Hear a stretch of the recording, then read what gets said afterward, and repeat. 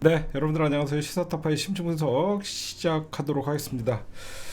이재명 대통령께서 지금 말레이시아 1박 2일 가셨죠. 가갖고 이제 말레이시아와 완전한 FTA를 체결을 하셨더라고요. 그러니까 앞으로 아마 말레이시아에서 들어오는 뭐 바나나나 뭐 파인애플이나 이제 우리가 계속 필리핀 것만 많이 먹었는데 그런 것들도 많이 들어올 것 같고, 그보다도 더 중요한 것은 여러분들 아시다시피 동남아시아 가면 대부분 자동차나 이런 것들이 일본 차가 굉장히 많습니다. 여러분들 아마 동남아 한 번씩 여행을 갔다 오신 분들을 보면 대부분 일본 차들이 많고 막 그러는데, 이렇게 철강이나 자동차 이런 협상 FTA를 완전히 했다라는 것은 우리나라 자동차 산업도 이제 동남아시아나 이쪽으로 더 펼쳐나갈 수 있는 그런 외교적으로나 무역, 우리나라 어떤 수출 이런 것들에 대해서 일본이 사실, 그러니까 말레이시아가 완전한 FTA를 개방을 시킨 거예요. 이게 무슨 말이냐면, 여러분들 FTA를 하면 유리한 쪽은 강대국이에요. 그쵸? FTA를 하게 되면 유리한 건 무조건 강대국이에요. 우리가 그래서 과거에 노무현 대통령이 한미 FTA 할 때 그렇게 지금이야 어쩔 수 없이 하는 거지만, 과거에 노무현 대통령에게 한미 FTA 하지 말라라고 난리를 쳤었잖아요. 그만큼 고부가가치의 어떤 물품들이나 이런 것들이 관세 없이 들어오면 자국의 산업이 죽을까봐 그런 거예요. 근데 우리나라가 당연히 여러분들 보셔도 말레이시아에 비해서 경제력이나 국방력이나 모든 면에서 앞서고 있는데, 말레이시아를 개방시켜갖고 완전한 FTA를 이뤘다는 것은 당연히 우리가 유리한 겁니다, 여러분들. 응? 그렇게 여러분들이 그렇게 보시면 돼요. 그래서 이거는 우리가 훨씬 좋은 어떤 그 FTA를 성사시켰다라고 말씀드리고 싶고, 이제 중요한 것은 29일부터 이제 한미 정상회담을 시작으로 사실상 이제 경주에서 열리는 에이펙에 관심들이 다 쏠리고 있죠. 그다음에 11월 11일 날은 시진핑과의 트럼프와의 어떤 그 정상회담. 저는 여러분들에게 이런 말씀을 좀 드리고 싶어요. 솔직히 지금 에이펙 정상회담에 트럼프가 와서 이벤트 여러 가지 전 세계가 주목하는 건 좋지만, 사실 전 개인적으로는 트럼프가 이 아시아 어떤 그 에이펙 정상회담을 저는 방해하는 거라고 생각해요. 솔직히. 정작 트럼프는 이 아시아 태평양 정상회담 에이펙의 경제협력 정상회담에는 오지도 않고, 그냥 이재명 대통령 만나갖고 관세 협상하러 오고, 시진핑 만나갖고 이벤트 벌리고, 거기에 김정은이나 만나갖고, 이거 사실 우리나라 입장에서는 이재명 대통령의 어떤 아시아의 리더 국가로서 전략이 좀 빛나는 그런 정상회담이 돼야 되는데, 모든 정상회담이 트럼프의 쇼에 우리가 좀 휘둘리는 것 같아서, 저는 개인적으로는 트럼프가 이 아시안 정상회담을 오히려 빗바라게 하고 있다라는 생각을 합니다. 그 다음에 이재명 대통령이 분명하게 말씀하셨어요. 어떤 말씀을 해주셨냐면요. 불공정한, 그러니까 조공 아닌 투자길 찾겠다.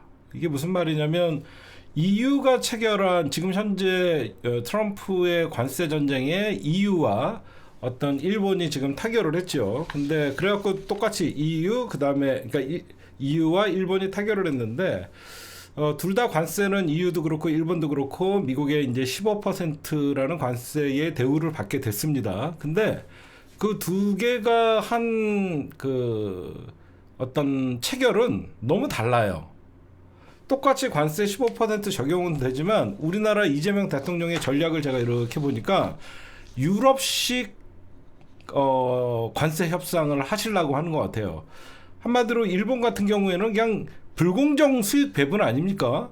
투자도 사실상 미국이 알아서 하고. 근데 EU는 좀 다르더라고요. 왜 그런가 했더니, EU 같은 경우에는 본인들이 지금 어떻게 투자를 할 것인지도 본인들이 정하고, 그래서 그 돈을, 그러니까 EU 같은 경우에는 그 8월 21일 날 미국과의 관세 협상을 했는데, 미국 에너지 구매, 그러니까 어차피 여러분들 중요한 것은 미국의 에너지, 뭐 석유나 가스가 미국에 많이 있잖아요. 어차피 유럽에서는 러시아 가스 아니면 미국의 가스 또는 텍사스에 있는 석유를 수입을 해야 되잖아요. 어차피 필요한 건데 기왕이면 미국 거를 사주겠다라고 하면서 거기에 투자금을 플러스 시킨 거예요.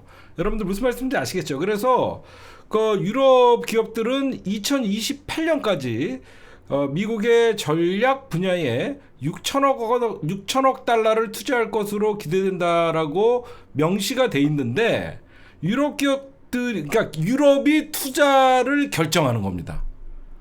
지금 일본 같은 경우에는 돈 주고 미국이 결정하는 거잖아요, 투자를. 근데 유럽은 어디에다 투자할지 EU가 결정을 하고 거기에 나오는 수익을 가져가는 구조예요.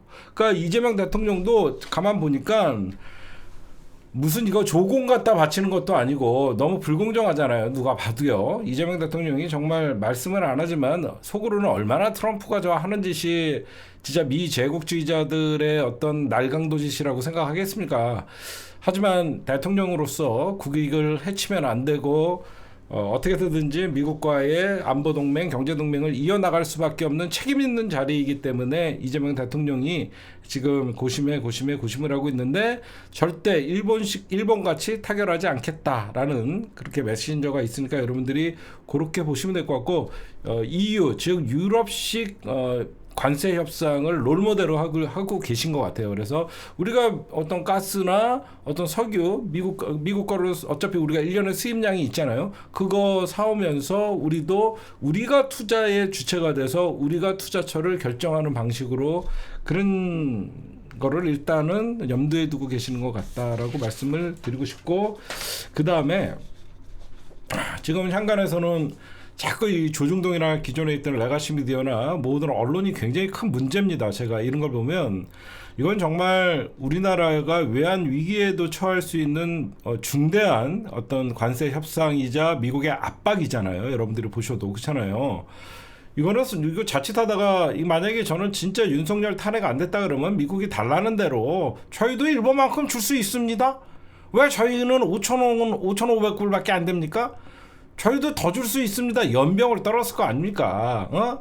근데 이재명 대통령이 다행히 이게 그 미국과의 관세 협상, 이거 옛날에 여러분들 잘 생각해 보세요. 이 관세 협상을요 처음에 한덕수가 마무리 지으려고 그랬었어요. 기억나시는 분 있죠? 처음에 이거를 관세 협상을 윤석열 탄핵 소추가 국회에서 된 다음에 헌재에서 결정이 나오기 전에 미국과의 관세 협상을 한덕수와 최상목이나 요런 새끼들이 하려고 그랬었어요, 그때. 근데 지네가 봐도 이거는 나중에 큰 문제가 될 것 같으니까 자기네들이 이거를 다음 정부에 넘기겠다라고 하면서 그나마 멈추셨던 게 이게 다행인 거예요, 여러분들. 지금 그런 상황이에요. 큰일 날 뻔했던 상황인데 제가 여러분들은 꼭 말씀드리고 싶은 게 이번 무슨 에이펙 정상회담에서 뭐 양국의 MOU를 체결하고 관세 협상을 마무리 짓는 거는 미국의 입장입니다. 왜 미국의 입장을 대한민국 언론이 대변해 줍니까? 왜 이번에 관세 협상 일괄 타격, 기대감 상승, 왜 이런 기사들이 왜 우리나라의 언론에서 나오냐는 거예요. 미국이 말하는 거예요. 미국이 이번 에이펙 정상회담을 통해서 트럼프가 방한하면서 거기에 원샷 탑다운 방식으로 관세 협상을 이루려고 하는 건 미국의 의도죠. 왜 우리가 미국의 의도를 대한민국 언론이 옆에서 부추기냐는 거죠. 우리는 이 협상을 최대한 지연시키고 끌어서 우리에게 조금이라도 유리한 협상으로 이끄는 게 국익에 도움이 되는 거잖아요. 여러분들 그렇잖아요. 그래서 자꾸 우리나라 언론이 이번 관세협상 에이펙 극적 합의 문서는 준비됐다 이런 개소리들을 하는데 여러분들에게 딱 말씀드리고 싶어요. 관세협상이 교착 상태다 그래갖고 절대 이재명 대통령을 비판하면 안 돼요. 오히려 관세협상의 교착과 시간이 딜레이 되는 게 오히려 국익에 더 우선으로 갈 수 있는 것이고 지연되는 것이 꼭 실패가 아니다라는 걸 더 알고 있어야 되는 겁니다. 이 말을 해드리고 싶어요. 왜 관세협상이 느려지는 것이 오히려 마치 미국과의 관세협상이 실패로 가는 것 같이 언론이 자꾸 부채질을 하냐 이거죠. 오히려 우리나라가 여러분들 지연하고 미국과의 이런 그 통상 압박이나 관세 압박에 있어서 대한민국이 시간을 끌 수 있는 국력입니다. 어떻게 생각하세요? 우리나라가 윤석열 같은 저 모질 같은 새끼가 대통령이었으면 미국이 하라는 대로 할 수밖에 없는 나라의 불쌍한 처지가 됐겠지만 미국과의 당당한 협상이 아닌 건 아니라고 얘기하면서 시간을 끌 수 있는 것도 이재명 대통령의 민주정부의 당당함이에요. 저는 그렇게 생각해요. 그쵸? 시간이 지연된다 그래갖고 실패가 아니라 오히려 지연되는 시간 자체가 이런 불합리함. 누가 봐도 이 관세 협상은 불합리합니다. 불합리한 걸 빨리 타결 짓고 싶어 하는 것은 트럼프 정부예요. 왜 트럼프 정부의 입장을 대한민국 언론이 여기저기서 안보, 관세, 원샷 합의 준비돼 있다. 뭐 이재명 대통령의 사인만 남았. 왜 이런 개소리를 하냐 이거죠. 저는 이런 말씀을 꼭 드리고 싶어요.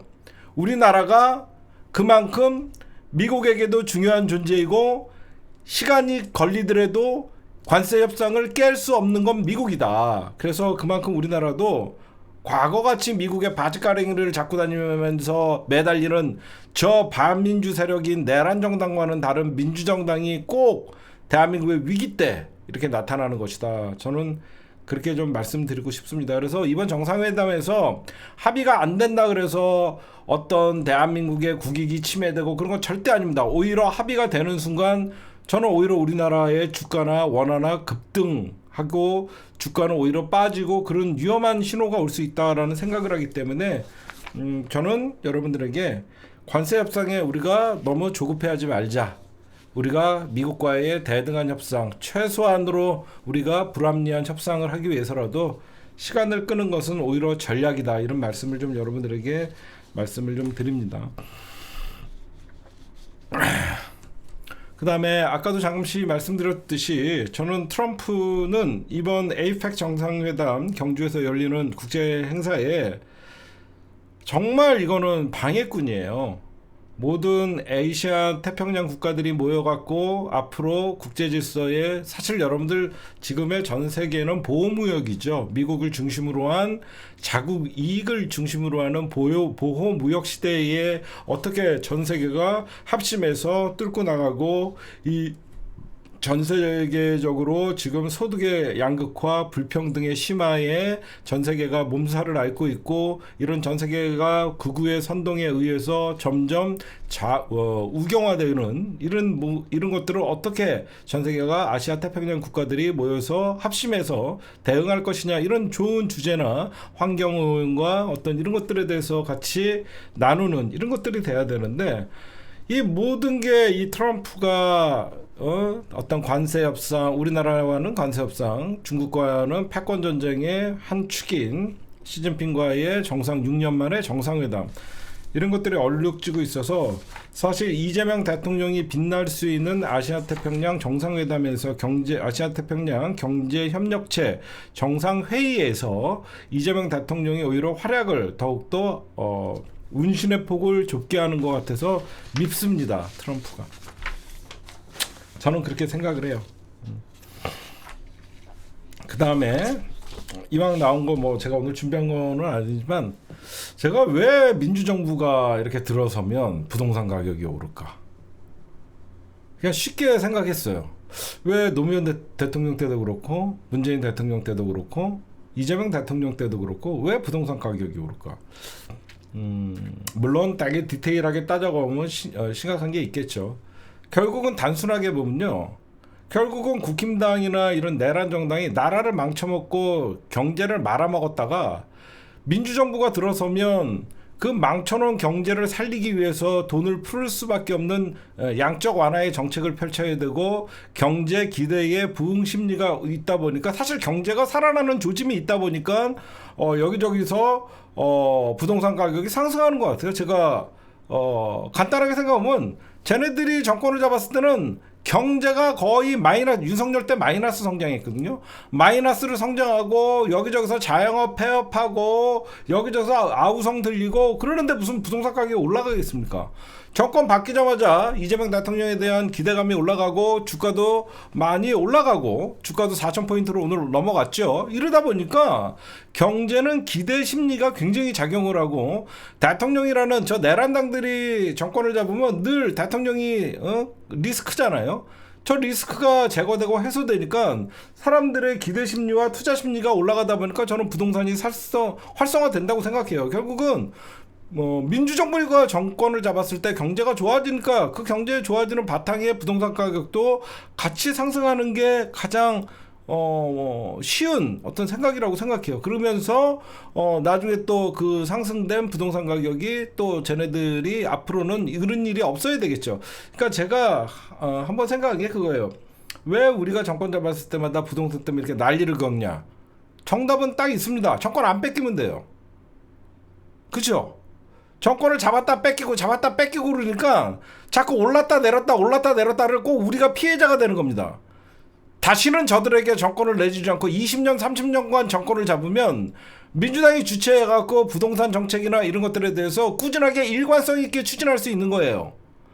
일관성 있게 부동산 정책이나 여러 가지 경제 정책을 펼칠 수 없다 보니까 자꾸 오르락 내리락 하면서 저들이 잡았을 때는 사실상 경제가 얼어붙고 우리가 잡았을 때는 경제가 막 활성화되고 이렇게 하기 위해서는 다시는 우리가 부동산 트라우마에 우리가 당하지 않기 위해서라도 다시는 정권을 뺏기면 안 됩니다.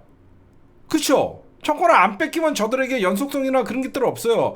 이 정부, 다음 정부, 그러니까 저들에게 앞으로는 국힘당은 집권할 수 없는 정당이다라는 걸 심어줘야만 민주당의 정책이 앞으로 쭉 꾸준히 이제는 보유세도 인상되고 이렇게 된다. 이게 정착이 돼야 되는데 조금만 부동산 흔들어 놓으면 정권이 바뀌어버리고 그러니까 민주당이 안에서도 이 선거를 앞두고는 절대 세금에 대해서 손을 못 대는 거라고 생각을 해요. 제 소원이 민주당이 장기 집권에서 제발 민주정이 독재 좀 했으면 좋겠어요. 하여튼 여러분들에게 그냥 제가 이런 쓸데없는 얘기를 했습니다. 그 다음에 이왕 얘기 나온 거 도란프 김정은 제가 어제도 잠깐 말씀드렸지만 만나면 개인적으로 우리에겐 무조건 좋아요. 그렇죠?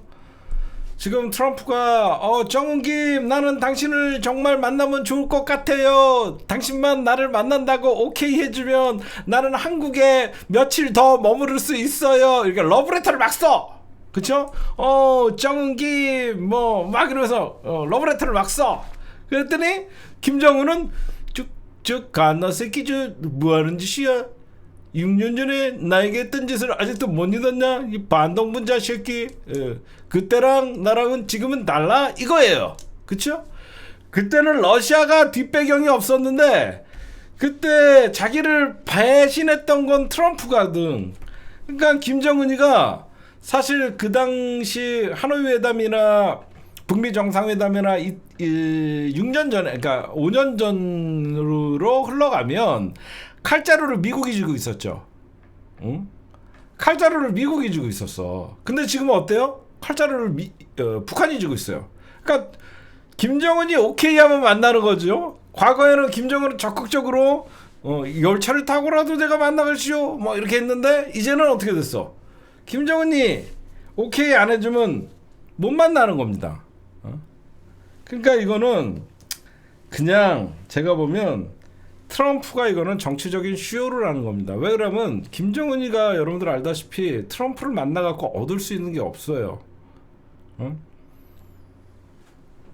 만나놓고 또 돌아가서 국제 제재하고 연병 떠는 게 한두 번 트럼프한테 당합니까? 명확히 트럼프가 김정은을 만나려면 이번에 안 만나주면 다음에 김정은 입장에서는 뭐가 있냐?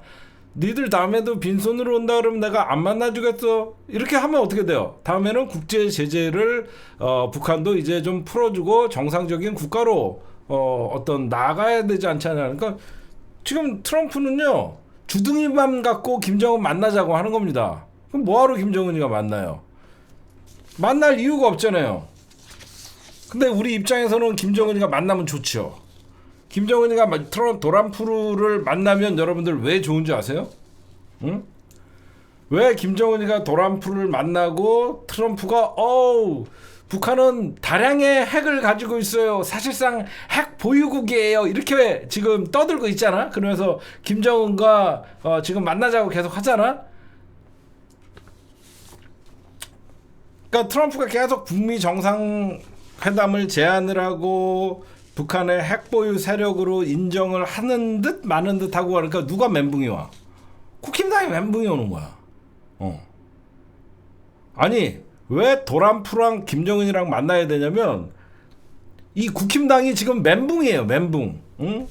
도란프가 우리 윤석열 대통령을 지켜줄 거다라고 하면서 헌재 앞에서 태극기 휘둘리고 성조기 휘둘리고 연명을 했는데 갑자기 도란프가 김정은이랑 만나갖고 핵 보유국이니 이런 얘기를 해버리면 지금 국힘당이 뭐가 됩니까? 응? 누가 봐도 여러분들 국힘당은 멘붕이 왔죠. 어떻게든지 트럼프 지금 국힘당의 바람은 트럼프가 강력하게 북한의 핵무기 제거 비핵화시키지 않으면 반드시 군사 작전을 해서라도 북한의 핵무기를 없애겠다 이런 말들이 나와야지. 국힘당은 도란프 하면서 막 이렇게 할렐루야 하면서 막 그냥 난리를 칠 텐데 I love you 김정은 나는 정은을 만나기 위해서 한국에 더 머무를 수 있어요 막 우린 친한 사이잖아요 막 이렇게 왜 그러냐면 지금 국힘당은 북한의 비핵화를 주장하죠. 그렇잖아. 북한의 비핵화를 계속 주장하고 있는데 자기네가 모시고 있는 윤석열을 구출해 줄 거라고 믿고 있는 굳게 믿고 있는 도란프 형께서 지금 김정은에게 러브레터를 쓰고 있으니까 종북 좌파 빨갱이 몰이도 안 돼. 아무것도 안 되는 겁니다. 응? 계속 재차 김정은 나랑 만나면 정말 좋을 것. 근데 좋을 것인데 뭘 어떻게 해줄 게 없잖아요. 응? 그래서 저는 그 안에 만약에 미국이 어떤 그 실무자 어떤 협상에서 미국과 북한의 어떤 한 라인이나 이런 걸 통해서 북한에게 미국이 줄 수 있는 뭔가 카드가 있다 그러면 김정은이가 이 정도면 만날 수 있겠다라고 생각하면 만날 수가 있겠지만 현재까지는 그냥 트럼프의 쇼에 불과하다. 김정은이는 냉랭하다. 막 트럼프는 만나고 싶어서 열정이 가득해. 트럼프의 열정이 가득한데 김정은은 냉랭해. 냉정해. 냉정해. 과거같이 자기는 당하지 않겠다. 한 번 속지 두 번 속지 않겠다. 그런 현재의 상황입니다. 네, 여러분들에게도 저번에 제가 계속 말씀드렸죠.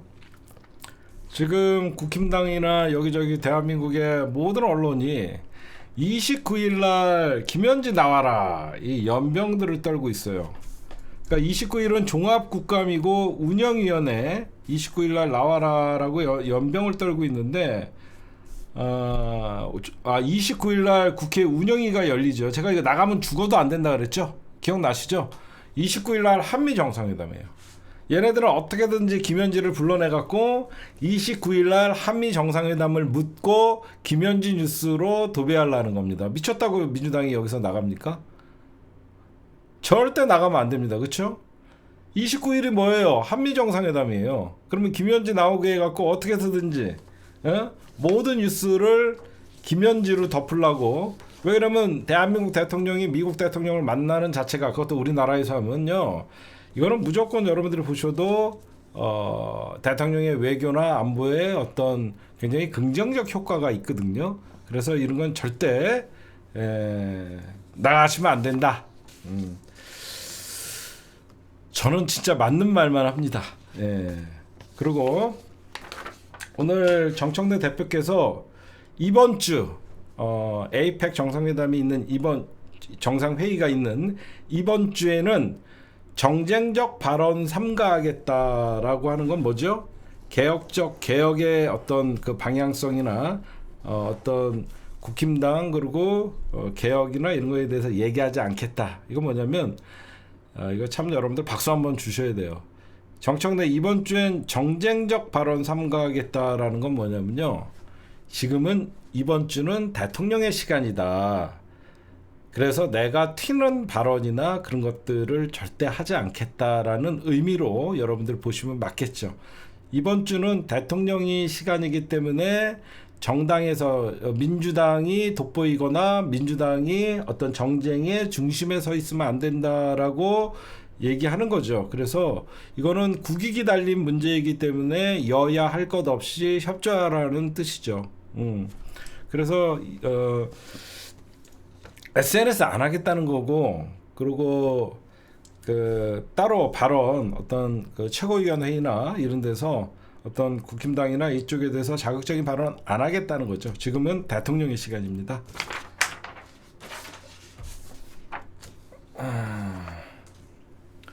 근데 여러분들, 제가 욕먹을 각오로 이 말씀 하나만 좀 할게요.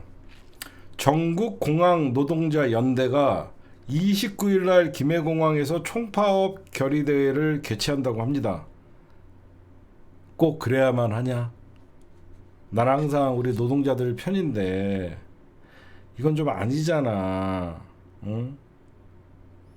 좀 우리 공공운수노조 인천공항 지역 지도부님들, 지금 민주노총이나 한국노총이나 지금 노사정위원회 복귀하고 지금 노동부 장관을 민주노총 출신을 시켰는데, 이렇게 전 세계적인 이벤트가 열리고 있는 에이펙을 앞두고 꼭 29일 날 김해공항에서 총파업 결의대회를 해야 되겠습니까? 제가 욕먹을 각오로 말씀드리는데, 이렇게 하면 이슈가 되고 그 전에 본인들의 요구사항을 관철시킬 수 있는 정부의 어떤 협상이 올까 해서 하는데, 오죽하면 그렇게 하겠습니까? 많은 좀 협조 좀 합시다. 응? 좀 노동자 여러분들, 오죽하면 29일 잡아갖고 하겠다는 건 참 마음이 아프지만 이건 좀 아니잖아요. 이러면 사람들이 점점 노동자들을 대하는 시선이 굉장히 나빠져요. 이게 기존에 있던 기레기들이 이런 노동자들의 정상적인 투쟁을 굉장히 국익과 더불어서 국익 해치고 이익적인 집단으로, 이기주의적인 집단으로 몰아갈 수 있는 빌미를 주는 겁니다. 안타까워서 말씀드리는 거예요. 그쵸? 이렇게, 아니 얼마나 절실하고 쌓여있는 게 많으면 29일을 잡아갖고 하려고 하는 건 이해는 하는데, 이런 날 만약에 노동자 대회를 하거나 파업을 해버리면요, 어떻게 되냐면요, 그냥 나라의 국익은 내팽개치고 본인들 이익만 챙기는 이기주의적인 집단으로 매도됩니다. 조금 자중해 주십시오. 딴 것도 아니고 노동부 장관을 민주노총 시켰는데 조금 제가 좀 마음이 아파서 말씀드리는 거예요. 욕먹어도 어쩔 수 없어요. 저는 근데 예전부터 민주노총 응원 많이 했거든요.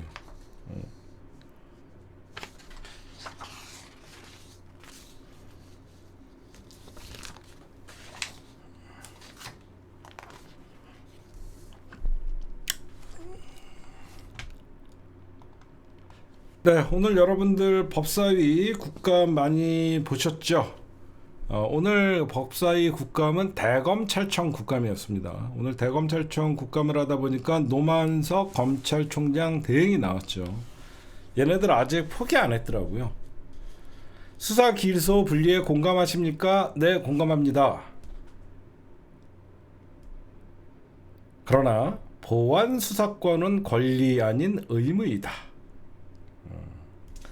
보안 수사권은 권리 아닌 의무이다라고 끝까지 주장하고 있습니다. 저는 모르겠습니다. 노만석이를 왜 대검 차장에 놓고 있는지. 노만석이는 심의정의 복심이었어요. 그래갖고 심의정이가 윤석열을 풀어줄 때도 노만석이나 대검에서 전부 심의정 편을 들었던 사람들이에요. 어떻게 보면 큰 범위에서 보면 노만석이나 이런 애들은 심의정과 내란 공범들이에요. 심의정은 여러분들 알다시피 피의자 신분으로 특검에 조사를 받고 있잖아요. 얘네들이 이론이 웃깁니다. 검찰개혁을 반대하는 입장은 아니다. 수사기소 분리에 공감한다. 다만 보안 수사권은 달라. 모순이 있죠. 수사와 기소를 분리시키는데 보안 수사는 달라. 말 같지도 않은 소리죠. 그러면 검찰이 기존에 있던 1차 수사의 권이 없다라고 해서 사실상 모든 수사들을 본인들이 보안 수사한다라고 하면서 끄집어 가면 이게 수사 기소 분리입니까? 검찰의 수사권은 유지가 되는 거예요. 제가 저번에도 잠깐 말씀드렸지만 왜 검찰개혁에서 수사 기소 분리가 중요하냐면요, 검찰이 가장 힘을 쓰는 게 뭐냐면요, 검찰 수사관들입니다. 검사들이 직접 발로 뛰면서 범인 잡으러 다니고 범인 잡아와서 지가 신문하고 그러지 않아요. 검사들이 거느리고 있는 검찰 수사관들이 수천 명, 수백 명 되는 그 사람들이 결국은 검찰의 무소불위의 권력을 밖에서 지켜주는 겁니다. 그렇죠? 이 검사 밑에 있는 대한민국 검사 2200명 중에 이 밑에 있는 이 형사과 수사들 뿐만 아니라 이런 검찰 수사관들이 결국은 모든 자료를 수집하고 수사를 한 다음에 검사는 신문하고 거기 기소하는 거예요. 검찰을 수사권을 완전하게 보안 수사권도 없애야만 이런 검찰 수사관들이 검찰에 머물지 않고 딴 수사기관으로 이동하는 겁니다. 그래서 검사는 이제는 법전이나 보면서 자기네들이 공소나 기소를 하기 위해서 공부해야 되는 거예요. 이런 보안 수사권을 가지는 순간 그대로 캐비넷은 존재하는 것이고 검찰 수사관들은 검찰에 존재하는 겁니다. 이들을 분리시키기 위한 게 검경 수사권 조정이에요. 응? 검경 수사권 분리에 전적으로 공감한다. 그러나 보안 수사권은 의무이다. 이런 새끼들부터 바로바로 잘라버려야 되는 겁니다. 저런 새끼들을 안 자르면 계속 제2의 박상용, 제2의 어미준 이런 애들이 나오는 거예요.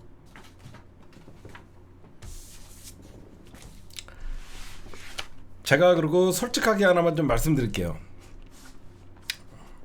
요 며칠 이재명 대통령의 어떤 재판이 다시 재개될 수 있냐 라고 물어보니까 그 국힘당의 송석준 의원이 고등법원장한테 물어봤던 내용이죠. 그랬더니 고등법원장이 불가능하지는 않다. 이 발언 때문에 많은 분들이 이재명 대통령의 어떤 재판이 다시 조의대 이쪽에서 열라고 하는 거 아니냐. 근데 왜 내가 여러분들에게 그 말을 하지 말라 그랬냐면, 솔직하게 말씀드리면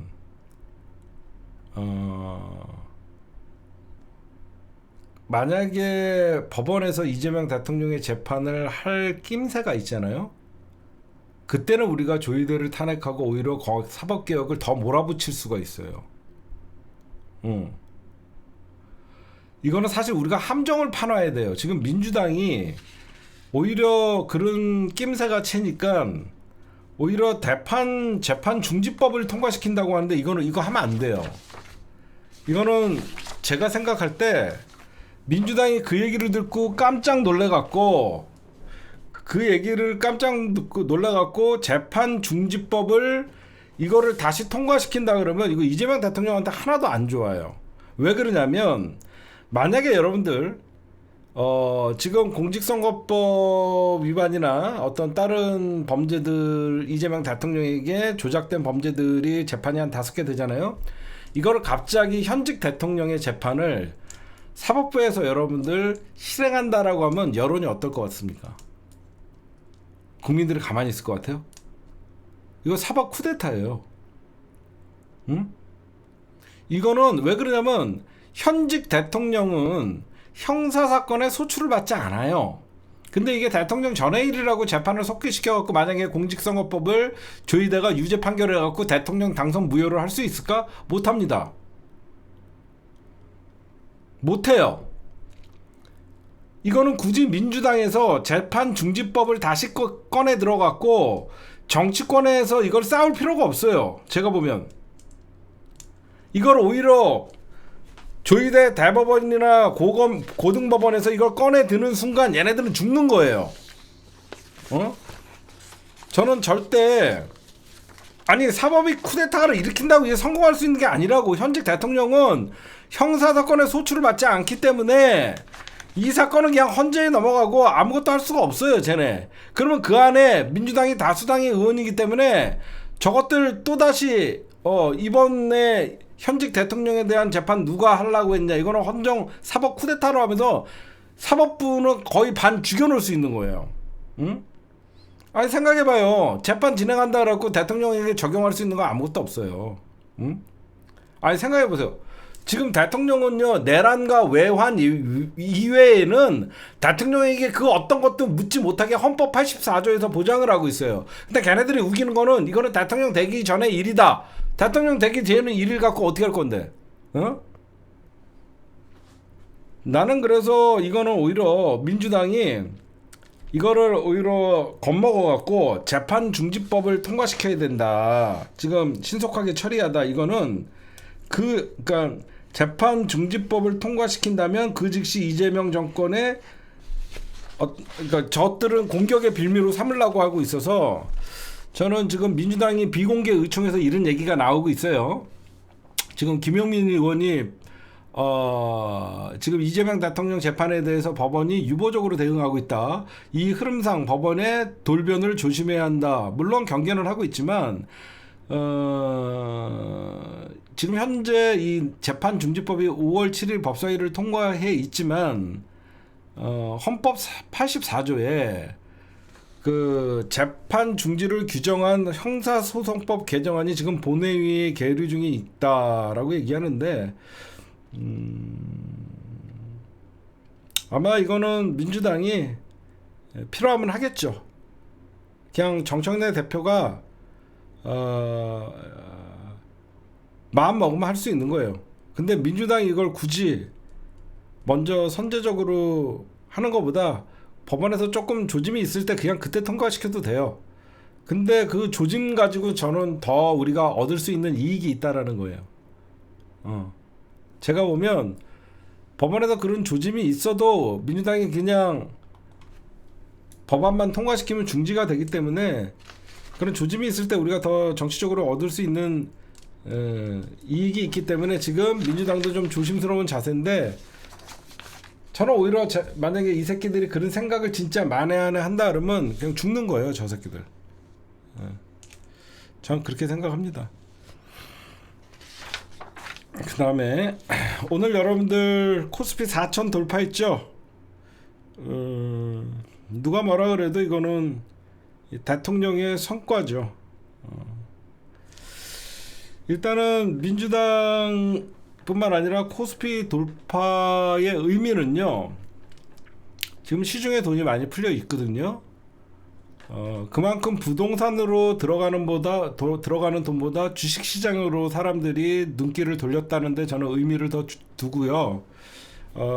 민주당이 코스피 4천 돌파 환호 이런 것도 좋지만 주식 투자 안 하는 사람이 더 많다는 것만 좀 기억을 좀 해줬으면 좋겠습니다. 이건 경제 지표로서 이재명 대통령의 성과 맞고요. 그러나 이런 코스피가 4천을 돌파했든 5천을 돌파했든 주식과 전혀 관계없는 남들 잔치상 벌일 때 옆에서 쳐다보는 사람의 심정도 좀 생각해 주시기 바랍니다. 그리고 4천 돌파한 이유는요, 어떤 그 윤석열이라는 코리안 리스크가 제거된 것이고 윤석열이 탄핵되냐 안 되냐라는 이런 불안감이 제거됐기 때문에, 불안 요소가 제거됐기 때문에 어떤 기업들의 어떤 그 수출도 활발해지고 투자도 활발해지고 그런 거라고 저는 생각합니다.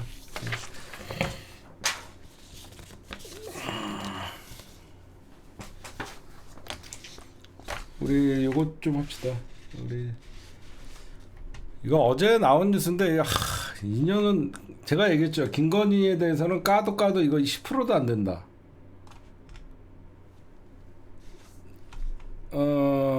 지금 여러분들이 보고 있는 게 뭐냐? 이게 2024년 탄핵되기 내란 일으키기 전에 7월달 정도에 덴마크, 독일 순방을 앞두고 설치된 건데 영부인용 접견실을 따로 만들어 달라고 했다고 합니다. 그러니까 윤석열이랑 원래 그 부부가 같이 방을 쓰거나 펜트하우스 같은 걸 빌리잖아요. 근데 김건희는 따로 부부가 쓰는 접견실 말고 따로 내 방을 만들어 달라고 했다라고 하는 겁니다. 이게 그래서 이게 독일에서 따로 김건희 접견실을 만들어 준 거예요. 김건희 접견실을 만들어 준 겁니다. 아저씨랑 같이 있기 싫어서 그럴 수도 있겠지만, 근데 이게 취소가 됐어요. 근데 독일에서도 이런 요구를 처음 들어봤다라는 얘기들이 나오고, 그 다음에 제가 방금 말씀드렸듯이 어떤 독일과 덴마크라고 얘기했잖아요. 이거는 김건희용 접견실이래요. 또 김건희가 덴마크에 갔을 때 자기가 회의를 주최하고 여기저기서 자기가 사람들 초대해서 자기가 개인적으로 하려는 짓거리를 하기 위해서 덴마크에다가 이런 한강뷰를 리버뷰에다가 이런 거를 만들어 달라고 했다라고 합니다. 지금 더욱더 웃긴 거는 프랑스 갈 때도 그랬고, 근데 나는 생각하면 왜 그랬을까? 김건희는 지금 보면요, 이 전례 없이 왜 영부인 따로 의전을 준비해 달라고 하고 그러냐라고 생각해 보면, 그냥 베를린과 코펜하겐 숙소에 영부인 접견실이 각각 준비돼 있었고요. 그 다음에 그러니까 결국은 김건희가 전 세계적으로 지가 대통령이다라고 생각하는 대외적으로 그런 것들을 하려고 했던 것 같아요, 진짜. 그리고 지금 들려오는 소리는요, 오히려 김건희가 순방 의지가 그렇게 강했대요. 그러니까 어디 가야 된다, 어디 가야 된다, 막 이런 거 있잖아요. 파리 갈 때는 개 의전 준비해달라 그러고, 거의 해외 순방도 김건희가 짰다라는 소리가 파다합니다. 오빠, 비행기 타고 우리 이번에 유럽 여행 한번 갈까? 그냥 지가 해외 순방 갈 때 지가 짠 거예요. 응?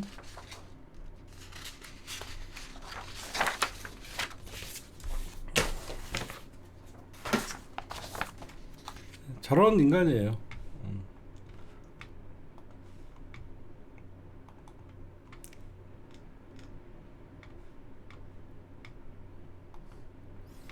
근데 이 사진이 제일 같잖아요. 이 사진이 제일 같지 않습니까? 누가 봐도 연출이죠. 나는 왜 이 사진이 가짜냐면,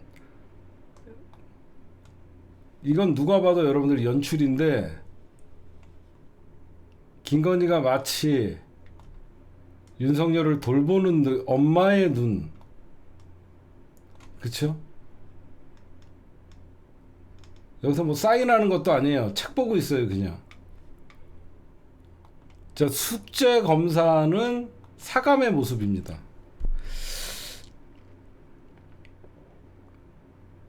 지금 또 밝혀지고 있는 게 또 뭐가 있냐면, 지금 통일연구원 자료에 1948년 건국론이 버젓이 게재가 돼 있다라고 하는데, 이 통일연구원이 윤석열 캠프 출신이 원장이라고 합니다. 김천식이라는 자가 통일연구원 원장인데 윤석열 캠프 출신이 아직도 여전히 버티고 있다. 야, 참.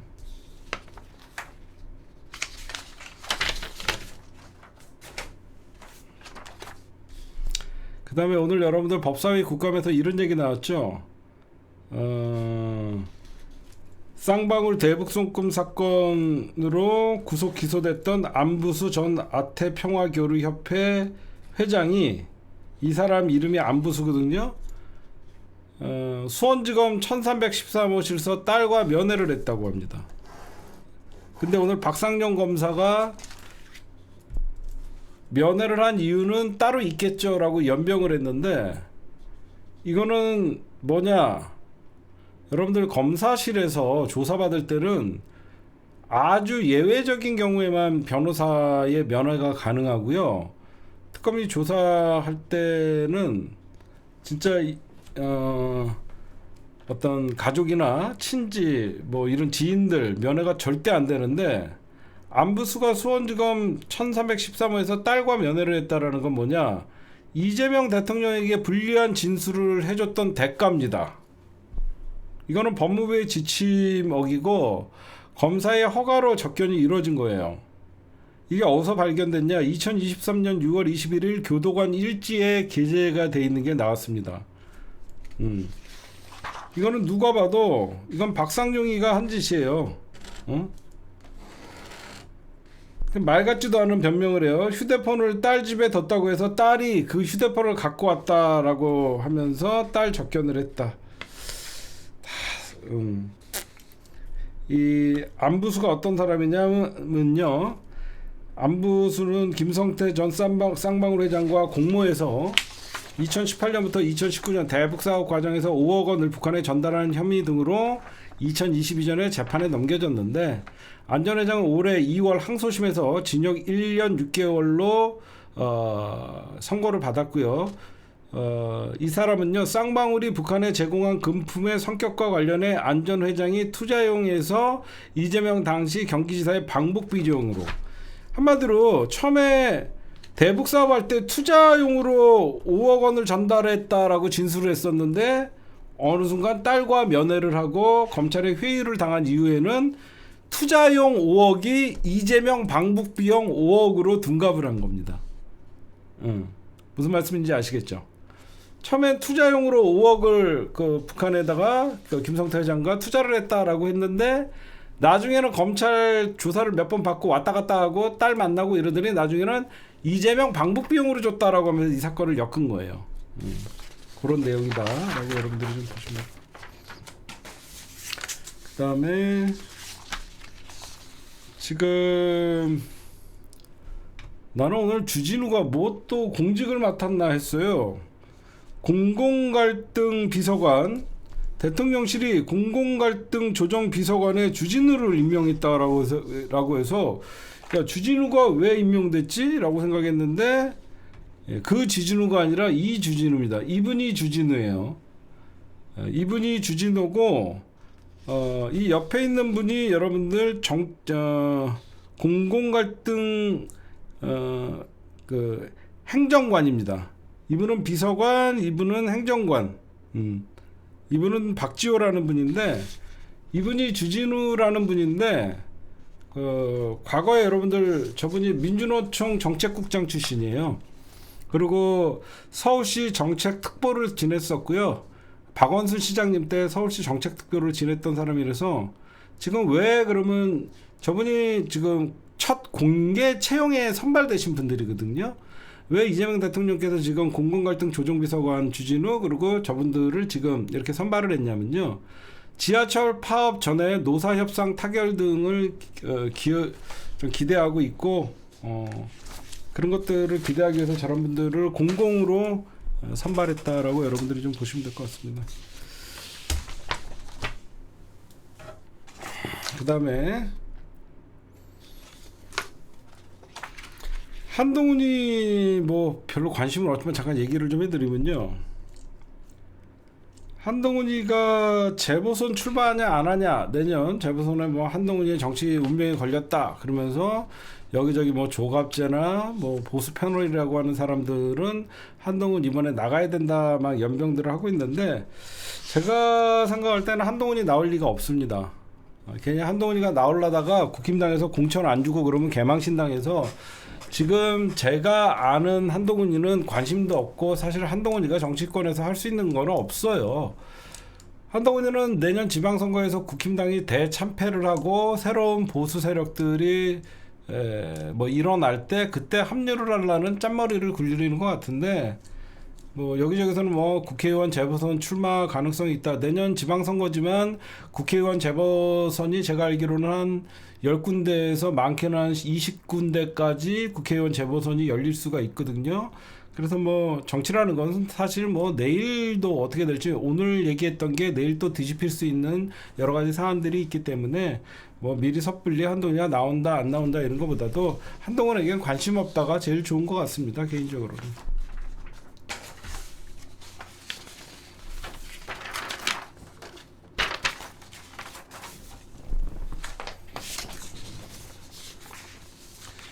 네, 오늘의 주요 뉴스였습니다.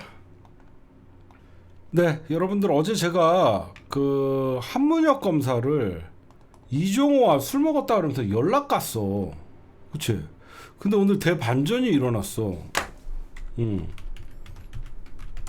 뭐가 대반전이 일어났냐면 저는 당연히 이게 잘못됐다라고 생각을 했는데 가만 생각해 보니까 이 사진을 제보한 게 이종호 측근이래요. 이 한문혁 검사와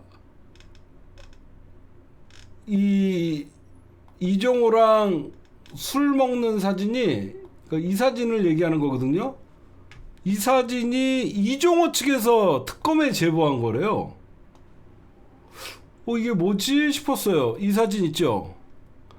이 사진이 특검이 제보한, 이 사진을 이종호 측에서 제공한 거래. 뭔가 했더니 이 사건의 진실은 뭐냐, 이종호가 한문혁 검사를 이미 여러 방면으로 접견을 시도했고 결국은 결과적으로 한문혁 검사는 뭔지 모르고 나간 거예요. 저 자리에 나갔는데 이 사람이 이종호라는 걸 그때 아는 거죠. 그럼에도 불구하고 한문혁 검사는 이종호를 구속 기소합니다.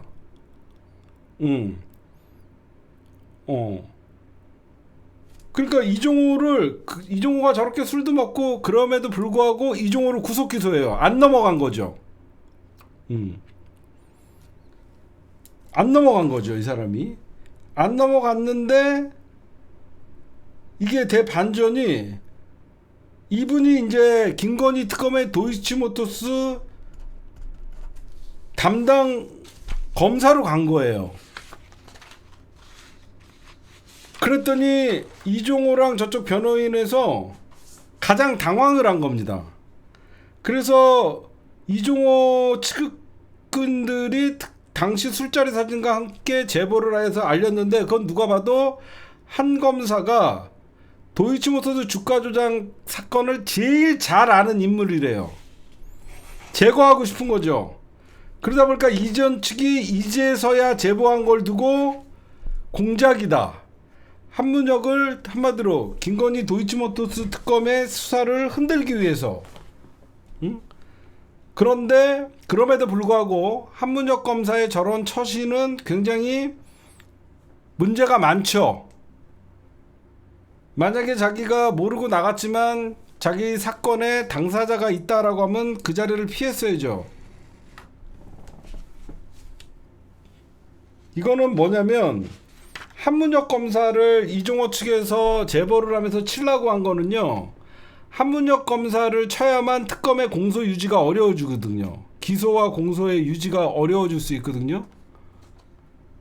그래서 이 사람을 친 거예요. 지금 그래서 이 한문혁 검사가 서울중앙지검 반부패 수사부에서 쫓겨나서 지금 서울고검에 대기발령 중이거든요.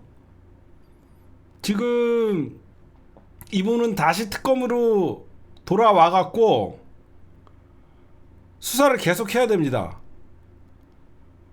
저의 얘기가 아니에요. 추미애 더불어민주당 법사위원장이 이 사건에 대해서 오늘 공개한 거예요. 진짜 이거 심각한 겁니다. 한마디로 추미애 의원이 페이스북에 이같이 말을 합니다. 김건희 특검 내에서 도이치 주가 조작 흐름을 꿰뚫고 있던 파경 검사를 위증 사주로 고발된 자의 말을 듣고 자른 거라면 심각한 사태다.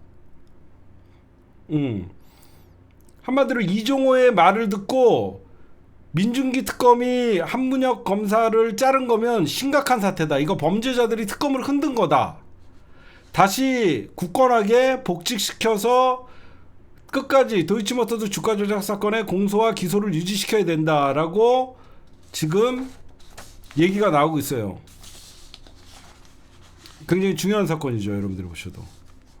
우리가 저 사진만 보고 에라이 하면서 뉴스타파의 그런 기사를 보면서 그 중에서 이런 사람들은 도이치모터스 사건에 대해서 가장 이해도가 높았던 사람이에요. 가장 잘 아는 사람을 여러분들 날려버리면 기소와 공소의 유지가 쉽지가 않잖아요. 그래서 지금 이종호 측이 저 사진을 김건희 특검에 제공하자마자 민중기 특검에서 한문혁 검사를 날린 겁니다. 특검을 흔드는 거예요, 범죄자들이. 그 다음에 저는 여러분들 어미준 검사랑 문지석 검사, 지금 국정감사장에서 사실 진실의 어떤 둘 중에 한 명은 거짓말을 하고 있죠. 여러분들이 봐도 그 문지석 검사의 어떤 그 소임, 그 다음에 이런 것들만 봐도 어미준이가 거짓말을 하고 있다라고 누구나 생각할 수 있습니다. 근데 저는 이런 생각을 해봤어요. 사실 이런 일이 한두 번 일어난 게 아니잖아요.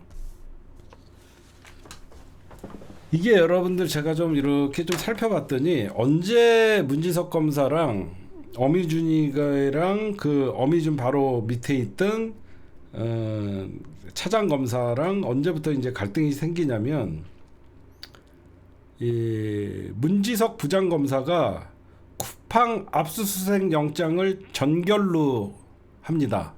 위에 보고하지 않고. 그러니까 문지석 검사가 이거는 쿠팡이 압수수색 영장이 필요하다라고 해서 전결로 쿠팡을 압수수색을 해요. 근데 거기서 발견된 서류가 뭐냐면, 수년째 일하는 노동자임에도 불구하고 그냥 일용직으로 쓰고 있는 거예요. 퇴직금 안 주려고. 무슨 말씀인지 아시겠어요? 이 쿠팡이 얼마나 못된 짓을 했냐면, 몇 년째 거기서 일을 하고 있지만 일용직 노동자로 그 사람들을 쓰고 있던 거예요. 그러니까 누가 봐도 이거는 노동법 위반이거든요. 그래서 이 부천 근로감독관과 문검사가 같이 이걸 압수수색을 했던 거예요. 그랬더니 나중에 거기서 이제 자료들을 갖고 오고 그 일용직 노동자로 위장하기 위해서 계속 하루가 지나면 모든 걸 없애고 그냥 그날 일비 지급하면 끝나는 거고, 그냥 몇 월 며칠부터 근무했다가 아니라 오늘 출근자, 만약에 홍길동 오늘 출근자 일용직 20만 원 지급하면 또 내일 그 사람의 근무 기록은 없어지는 거예요. 이런 식으로. 무슨 말씀인지 아시겠죠? 일용직 노동자라도 365일 중에 뭐 5일 주 5일째로 꾸준히 출근하고 그러면 그분은 퇴직금을 지급해야 되잖아. 그러니까 얘네들은 모든 걸 매일매일 그냥 리셋 시킨 거예요. 그러니까 그런 거보다도 그냥 출근부를 매일매일 그냥 리셋 시킨 거야. 그냥 이런 식으로. 그래서 이제 문지석 검사가 그런 핵심적인 자료들을 들고 나온 거죠. 압수수색 자료로. 그랬더니 이제 어미준이나 이쪽에서 왜 너 우리한테 보고하지 않고 압수수색을 했냐, 이렇게 하면서 뭐 징계나 감찰을 해야 된다 뭐 이런 식으로 하면서 이제 부딪히기 시작한 거죠. 묻고 싶어요, 어미준한테. 왜 쿠팡의 압수수색 영장을 왜 뭉개려고 했고, 왜 어미준은 왜 쿠팡에다가 왜 저렇게 노동자가 아닌 쿠팡 편을 들었을까? 안 봐도 비디오죠. 감히 제가 말씀드립니다. 어미준은 안 봐도 쿠팡에 보이지 않는 돈이 흘러 들어간 거예요. 안 그렇고 나서 어미준이가 돈이 흘러 들어갔던지, 아니다, 돈이 직접적으로 흘러 들어간 거는 우리가 단서를 못 찾겠죠. 쿠팡의 법무팀이 전부 자기 선배입니다. 그건 확실하죠. 그렇죠? 쿠팡이 모든 법무팀을 검사 출신들을 꿰차고 있으니까 당연히 자기 선배가 쿠팡에 있는데 그 말을 우회적으로라도 어떻게 먹었겠죠. 응? 그러니까 묻지도 않고 따지지도 않고 쿠팡 편을 드는 이런 어미준 같은 부천지청장이 생기는 거죠. 그렇잖아. 쿠팡의 법무팀이 전부 검사 출신들이래요. 검사 출신들로 쿠팡의 법무팀을 꾸리다 보니까 어미준이랑 다 짜고 한 거죠. 응? 왜 그랬을까 생각해도 굳이 어미준이나 이런 애들이 노동자들에게 200만 원 안 주려고 그런 짓거리에 안 했을 거 아니에요. 당연히 쿠팡에서는 저렇게 200만 원 주다 보면 너도 나도 퇴직금 달라 이런 것들을 염두에 두고 그냥 일용직 노동자들로 꾸리려고 어마어마한 변호사비나 법무팀에다가 돈을 주면서 노동자 탄압에 쓴 거죠. 그러니까 저는 이렇게 생각해요. 이 정관 예우, 정관 비리라고 얘기하잖아요. 이런 돈들은요, 오히려 지금 같은 경우에 저 돈은 변호사에게 갈 돈이 아니라 노동자들에게 갈 돈입니다. 저는 정관 비리라고 감히 말씀드릴 수 있는 게 노동자들에게 주는 돈은 아깝고 변호사들에게는 수억, 수십억을 갖다 바쳐도 아깝지 않은 저 돈을 받는 기업으로부터 저 돈을 받는 검사들이나 전직 정관들은요 노동자의 피를 빨아먹는 거예요. 저는 그렇게 생각합니다. 나쁜 짓거리죠. 안 그래요? 그 노동자들 돈 주기 싫어갖고 수십억 원을 정관들에게 주는 거 아닙니까? 그러면 그 돈은 사실은 노동자들의 돈입니다. 정관들이 가져가야 될 돈이 아니에요. 그런 게 슬픈 겁니다. 있는 놈들이 노동자들의 돈을 좀 많이 배우고 좀 권력에 있었던 자리에 있었다는 이유만으로 갈취하는 거예요. 말은 변호사비지만 노동자들의 돈을 갈취한 사건이라고 생각합니다. 네, 오늘 제가 준비한 심층 분석은 여기까지만 놓고 할게요.